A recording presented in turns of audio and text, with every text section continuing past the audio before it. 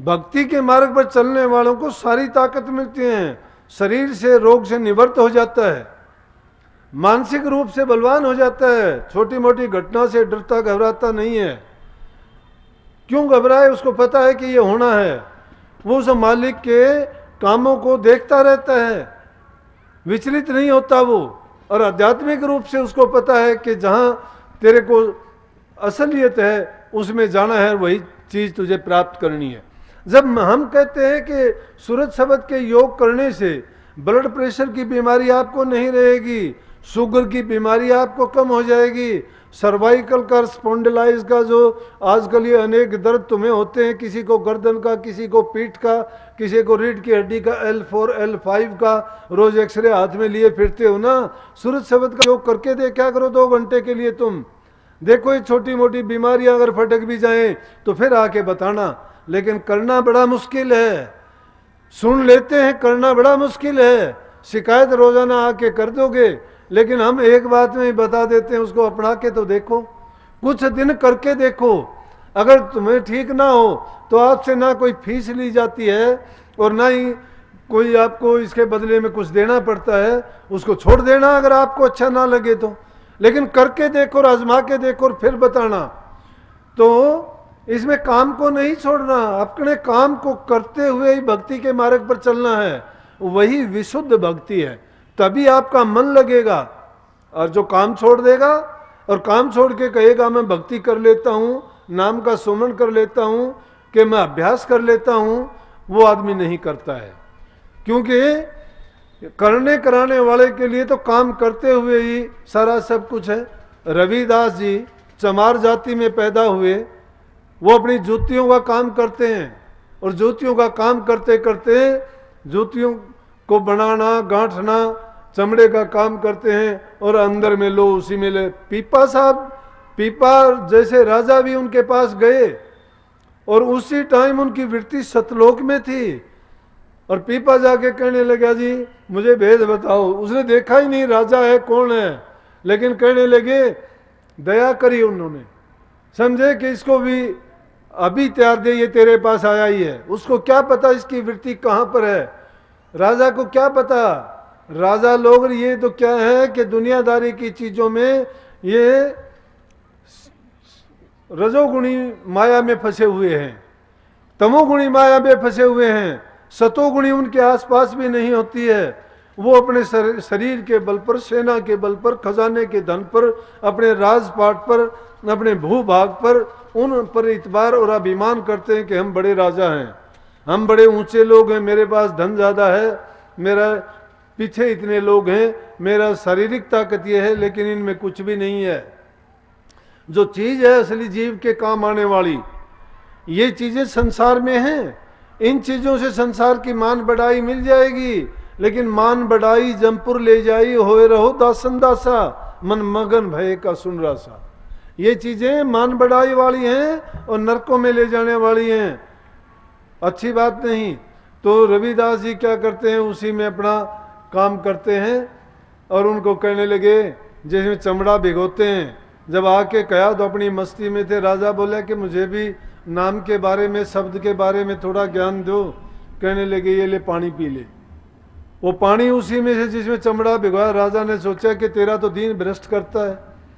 अरे जिस इंसान की सच्ची, जिसको तलाश नहीं है, जो संतों की बात की कदर नहीं समझता है, संतों का तो इशारा, वचन, मजाक या उपदेश जिस भी रूप में तुम्हें कहते हैं, जीव को समझ लेना चाहिए कि मेरे निमित्त यही तरीका था और वो तरीका मुझे सहज में बता दिया। लेकिन जीव क्या है, माया का गुलाम है, वो नहीं समझता उन बातों को। समझ जाए तो क्या कहना, उसका जीव का उसी में कल्याण है। जिसके प्रति जो वचन कह दिया गया, समझ लेना चाहिए कि उसके कल्याण के निमित्त कहा गया है वो। लेकिन जीव के दिल के अंदर जब श्रद्धा होगी, पूरा यकीन होगा, उनके प्रति प्रेम होगा, तो ही वो उस बात को समझेगा, जानेगा। जिसके दिल में ये चीज नहीं है वो नहीं समझ सकता।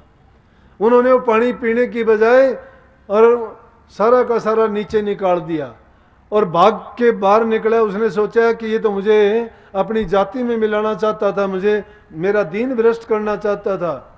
अरे दीन है क्या, दीन तो इंसान का वो है कि अगर तुमने संतों की शरण ली और उनसे नाम की दीक्षा ली और उस रास्ते पर चल पड़े, वो दीन है।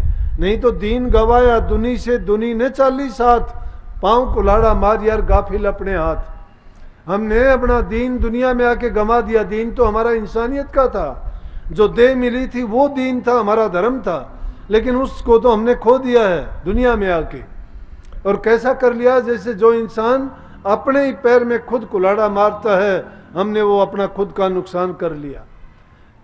सोचते अगर हम अपना कल्याण की बातें तो हमें यकीन आता संतों की बात पर, लेकिन हम उनकी बात की यकीन की बजाय दुनियादारी में इतने रचे पचे और इस दुनिया को इतना सत्य मानते हैं, तो उस सच्चाई से दूर होते चले जाते हैं।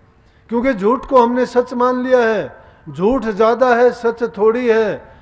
तो कम वस्तु की आदमी को इतबार कम आता है, ज़्यादा जिसकी कहने वाले हों उसको ज़्यादा मान लेते हैं।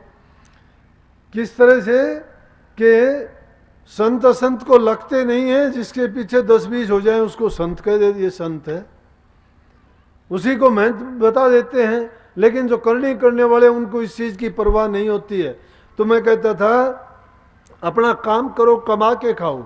जो इंसान कमा के खाता है, किसी का लेके अपना कर्जा नहीं चढ़ाता। गुरु महाराज की यही शिक्षा थी।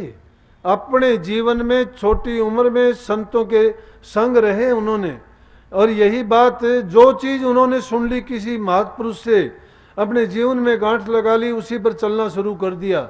उन्होंने सुनी थी कहानी भी अगर किसी से सुन ली तो भी उनको उन्होंने उपदेश मान लिया, और होता भी यही है वास्तव में। लेकिन वो तो वो थे कि धुर दरगाह से आए थे, उनको बताने की जरूरत नहीं थी। उनको तो एक निमित्त मात्र, जैसे कबीर साहब को, स्वामी जी महाराज को, नानक साहब को, इनको गुरु की जरूरत नहीं थी। ये सप्त संत थे, धरा पर आए थे सतपुरुष का हुक्म लेके। तो हजूर महाराज भी इसी प्रकार से सप्त संत थे, बाल ब्रह्मचारी थे। उनकी मानसिक ताकत बड़ी थी, शारीरिक बल उनका बड़ा था कि वो तो कुछ भी कर सकते थे, और इसीलिए वो इस लायक थे। तो इस इलाके में ये नए नाम से, नाम तो बहुत पुराना था, लेकिन किसी न किसी तरह से उस बदलाव में ये नाम उभर के आया। कलयुग में उस शब्द की परख और निरख स्वामी जी महाराज ने जो करवाई, उसी मार्ग को आगे बढ़ाते हुए यहाँ उनका प्रचार और प्रसार करने के लिए उनकी ड्यूटी लगी थी। तो उन्होंने जो भी बात किसी से सुन ली, उसी बात को पूरा करके दिखाया अपने जीवन में कई कई दिन तक। लेकिन जब तक उसके बदले कोई काम नहीं कर दिया, किसी का अन्न नहीं खाया, पानी तक नहीं पिया, अपने पास अगर नहीं था, किसी से लेना भी पड़ा तो उसका कर्जा जब तक उतार दिया तब तक चैन नहीं लिया। उस कर्ज को अपनी जिंदगी में चाहे उनको कितने सालों के बाद उतारना पड़ा, लेकिन उतारा, ब्याज सहित उतारा। इसलिए वो ये दीक्षा और शिक्षा दे के गए कि अगर नाम की कमाई करना चाहते हो तो किसी भी प्रकार से किसी के तुम कर्जदार ना बनो, किसी भी चीज़ के कर्जदार ना बनो। अगर कोई तुम पर एहसान करता है, कोई तुम्हें तुम पर गुण कर देता है, कोई तुम्हें कोई वस्तु देता है, चीज़ देता है, तो तुम उसका बदला यही देने का प्रयास करो, नहीं तो वो ही चीज़ तुम्हें आगे देगी। अगर तुमने अच्छा किया है तो उसके लिए भी तुम्हें आना पड़ेगा लेने के लिए, अगर बुरा किया है तो उसके लिए भी आना पड़ेगा। लेकिन अगर तुमने यही अपना लेखा जोखा पूरा कर कि जैसे कबीर साहब कहते हैं ना कि हम परदेसी लोग बहुर का यहाँ आवांगे, कि हम परदेसी लोग हैं यहाँ इस दुनिया में तो दिखाने के लिए, जीवों को चेताने के लिए, सतपुरुष की ड्यूटी और हुक्म बजाने के लिए आए हैं। लेकिन अपना काम हम पूरा कर चुके, हम इस दुनिया में दोबारा नहीं आने वाले। इसलिए प्रेमियों, जब तक हमारा जीवन सच्चा नहीं है, हमारी कमाई अपनी हक हलाल की नहीं है, दूसरे के हम आधारित हैं, दूसरे के कर्जदार बन जाते हैं किसी भी रूप में, तो निश्चित रूप से हमें वो कर्ज चुकाने के लिए आना ही पड़ेगा। तो इसलिए ज़रूरी है कि जीव अपना कमा के खाए, घर में रहे, जो जिम्मेवारियां हैं संतान के प्रति, स्त्री है तो पति के प्रति, और पति है तो स्त्री के प्रति, पति पत्नी है तो संतान के प्रति, रिश्तेदार नातेदारों के प्रति, जो जो उनकी जिम्मेवारियां हैं उन जिम्मेवारियों को पूरा करते हुए ही अपना समय निकाल के और नाम की कमाई जरूर करें, नित्य प्रति अभ्यास करें। इस रास्ते पर चलते चलते हम गृहस्थी लोग हैं, इतना भी कर लेंगे, गुरु पर यकीन करके और नित्य प्रति का जब अभ्यास करेंगे और इन संसारी चीज़ों को जब पूरा कर लेंगे तो किसी प्रकार से ना तो संसार के कर्जदार हैं और हम नाम की कमाई करके अपने जीव को उज्जवल और पवित्र करके इसी प्रकार से इस संसार से जुदा हो जाएंगे जिस प्रकार से मुर्गा भी जल से उड़ जाती है, क्योंकि उसके पंख नहीं भीगते हैं, भीगे हुए पंख भारी हो जाते हैं और वो उड़ नहीं सकता जब तक पाँख नहीं सूख जाती। तो हमारे ऊपर कर्ज का वजन जब नहीं है, कोई भी हमारी पंख नहीं भीजी हैं और पंख नहीं भीगी हमारी, तो हम सुखाले उड़ जाएंगे, कोई रोकने वाला नहीं होगा। तो जब तक इस सराय रूपी संसार में रहते हैं, यहाँ जो जब तक हैं तब तक अच्छे काम करें, प्रकृति की चीज़ों की पूरी रक्षा सुरक्षा करें, दूसरे जीवों पर दया करें, अहिंसा का मार्ग अपनाएं, जीवन में सत्य के मार्ग पर चलें। झूठ बोल के कितने दिन जिएंगे, पाप कर्म करके हमें क्या मिल जाएगा। प्रकृति की जो चीज़ें हैं वो हमारे सुख सुविधा के लिए हैं, हमें जीवन देने वाली हैं, चाहे वो वृक्ष हैं, चाहे वो पानी है, चाहे जंगली जीव हैं, किसी न किसी प्रकार से हमारा हित करते हैं। वो भूल हत्या जैसे पाप से हमें बचना चाहिए, जुल्म नहीं करना चाहिए, बल्कि पेड़ों को तो अपनी संतान की तरह से हमें समझ के उनकी पालन पोषण करना चाहिए, क्योंकि ये हमें हर प्रकार से जीवन देने वाले हैं और जो फल देने वाले, जीवन देने वाले, दवाइयाँ देने वाले, सब कुछ हमारे जीवन का जब आधार वो हैं, तो फिर उनकी बर्बादी हमें नहीं करनी चाहिए। जब इन चीज़ों का हम रख रखाव करेंगे, इनकी सुरक्षा करेंगे और उनको ज़्यादा से ज़्यादा तादाद में लगाएंगे और जल का संरक्षण करेंगे, ये हमारी आने वाली पीढ़ियों के लिए भी अच्छा होगा, सृष्टि के लिए भी अच्छा रहेगा। ये नित्य प्रति प्रकृति में होने वाले बदलाव, जैसे भूकंप हैं, कहीं सुनामी आता है, कहीं बाढ़ का पानी तबाही करता है, कहीं ज़्यादा बरसात हो जाती है, कहीं सूखा पड़ जाता है, कहीं और कोई प्राकृतिक आपदाएं आती हैं, ये संसार के जीवों के लिए बड़े कष्टदायक हैं। और वो कष्टदायक इसलिए हैं कि इंसान ने प्रकृति की चीज़ों के साथ तालमेल नहीं बनाया, उनके साथ इसने दुश्मनी कर ली। अकेली भक्ति का मार्ग ये नहीं सिखाता कि तुम अकेले नाम में ही लगे रहो, नाम में लगने से तुम क्या प्राप्त कर लोगे। दुनिया जिसने बिगाड़ ली, कमा के जिसने नहीं खाया, कुछ दिन में शरीर अगर ठीक नहीं रखा रोगग्रस्त हो जाएगा।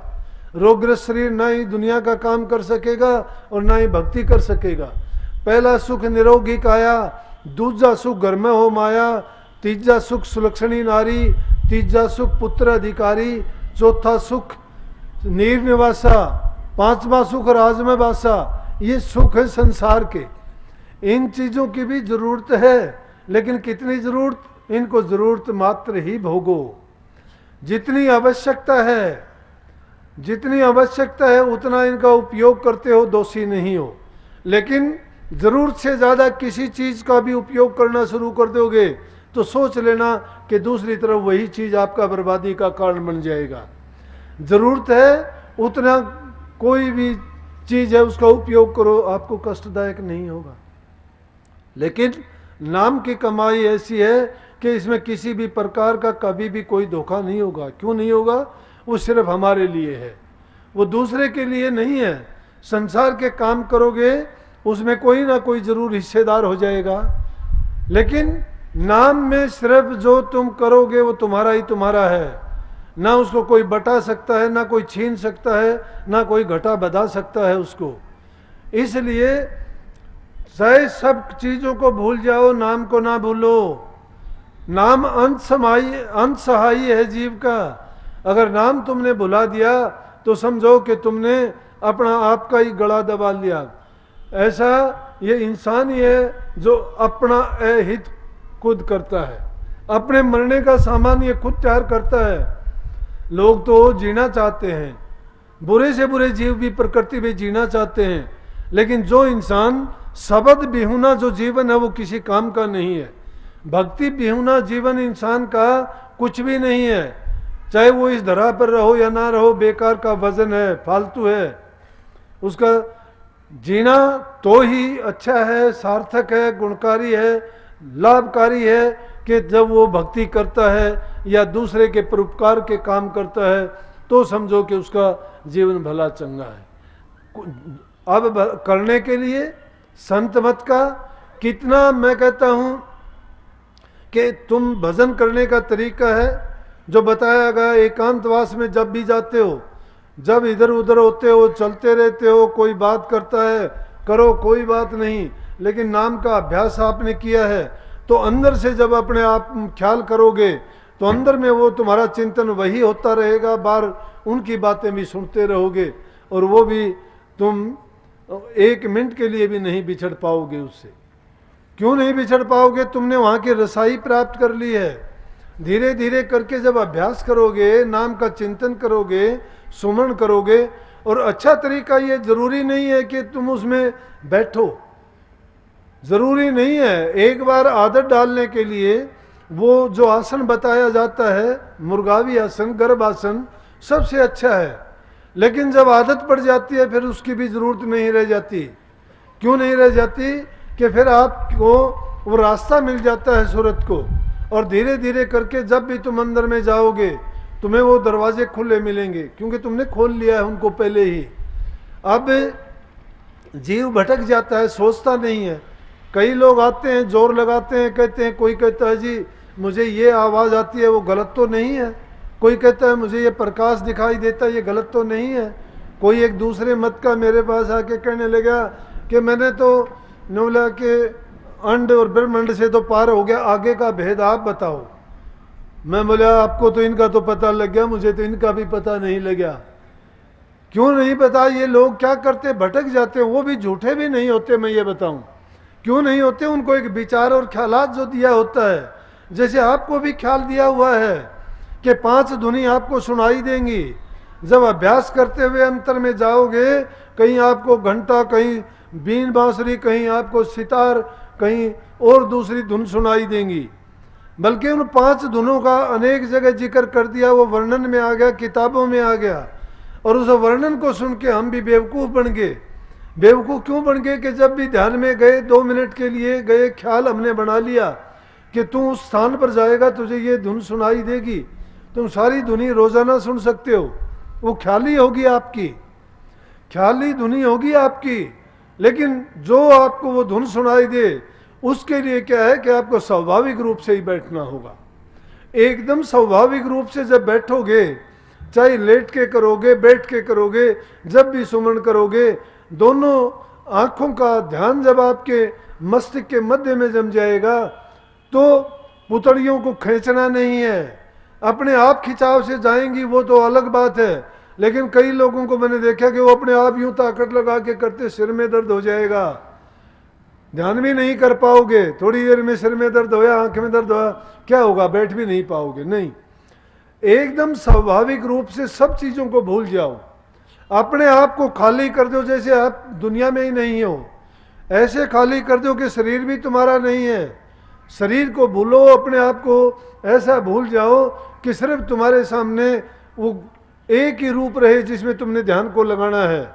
गुरु स्वरूप में जब अपनी सुरती को जोड़ दोगे, और जब बारी कोई ख्याल नहीं रहेगा, कुछ ही देर में आप पाओगे कि जो चीज़ आपने पहले जानबूझ के जिसको अनदेखी की थी शरीर की, वो अब चेतना में ही नहीं है।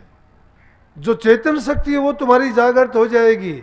फिर वो 10वां द्वार खुलेगा, उसके अंदर जो प्रकाश और ध्वनि आएगी। क्यों आएगी? कि हमारे शरीर की दाईं ओर की शक्तियां जो हैं वो काल की शक्तियां हैं, बाईं ओर की शक्तियां वो काल की शक्तियां हैं, नेगेटिव पावर्स हैं। और वो नेगेटिव पावर जो है, नकारात्मक शक्तियां, पहले से ही एक्टिवेटेड हैं। जो दाईं ओर की शक्तियां हैं वो सारी की सारी सुस्त हैं, सुप्त हैं। वो उनको जागृत करने के लिए ऐसा करना पड़ता है। इसीलिए जो भी ध्वनि अंदर में आएगी, ना तो इन कानों से सुनी जाती, ना इन आंखों से देखी जाती है। अंदर देखने वाली चीज है, उसके कान भी नहीं है, और ना ही उसकी जबान है कि वो बोल के बताए आपको, और ना ही उसकी आंखें हैं कि वो देख ले उसको। ना वो सुन सकती, ना देख सकती, ना वो बोल सकती। वो क्या कर सकती है? अनुभव करती है वो। और जब वो अनुभव करती है तो बार बताना मुश्किल है। तो बार बताना जब मुश्किल है, कबीर साहब ने उसको बहुत सुंदर कहा। कबीर साहब ने ऐसी सुंदर बात कही। वो तो कहते हैं कि दुनिया कहती है कोई कुछ कहता है, कोई कुछ कहता है, बल्कि गोरखनाथ से भी बोले कि गोरखनाथ तुम ऐसी रहन रहो, ऐसी रहन रहो कि जिससे सहज तुम पार उतर जाओगे। और सुन ले वो कैसा है।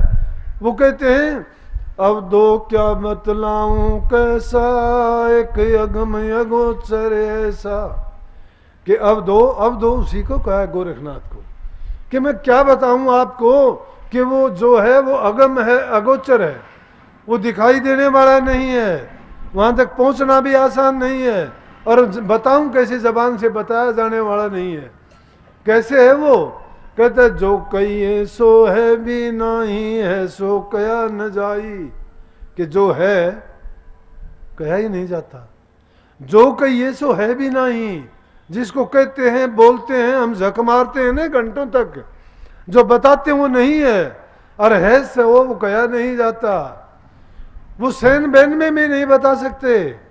वो तो ऐसा है जैसे गूंगे ने गुड़ खा लिया। गूंगे की जबान नहीं है, गुड़ खाएगा, गुड़ का आनंद आएगा, मीठा लगेगा, उछलने लगेगा, मिठास है। तुम कहोगे क्यों हंस रहा है, ये क्यों कूद रहा है, लेकिन वो बेचारा बता नहीं सकता। इसीलिए वो सूरत की हालत है।